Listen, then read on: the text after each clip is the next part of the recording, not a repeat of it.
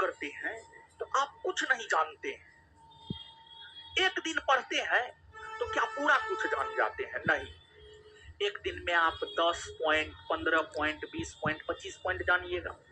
फिर अगर आप रेगुलर पढ़ते रहते हैं तो फिर धीरे धीरे आपका नॉलेज जो है आपको बढ़ते रहता है।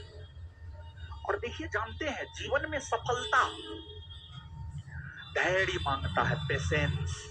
पेशेंस, सफलता उसी को मिलता है जिसमें पेशेंस होता है।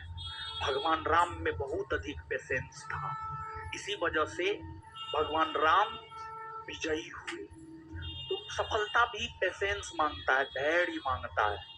आप देखेंगे पढ़ने में बहुत सारे अच्छे विद्यार्थी होंगे, पीटी हुआ तो मेंस नहीं हुआ, मेंस हुआ तो फिजिकल नहीं हुआ, फिजिकल भी अगर हो गया तो मेरिट नहीं हुआ। देखिए, आप इस बात को जानिए, अगर किसी स्टूडेंट का अपने मेरिट पर किसी भी एक परीक्षा में रिजल्ट आ रहा है, मतलब आप पढ़ने वाले हैं। लेकिन अगर आपका किसी भी परीक्षा में रिजल्ट नहीं आ रहा है, पीटी भी नहीं निकल रहा है, आप पढ़ने वाले नहीं हैं। आप इस बात को दिमाग में बैठा लीजिए। या फिर आप बहुत कमजोर हैं, आपको बहुत अधिक मेहनत करना पड़ेगा।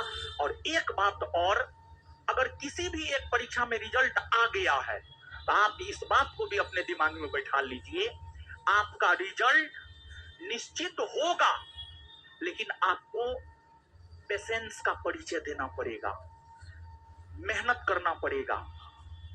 अगर आप असफल होते हैं तो कुछ न कुछ कारण तो जरूर होता है। बिना किसी कारण का असफलता हाथ लग ही नहीं सकता है।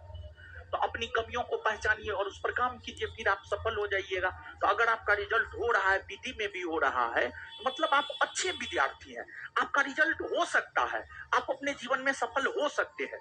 बस जरूरत है लगातार मेहनत करने की, धैर्य रखने की जरूरत है। समझ गए?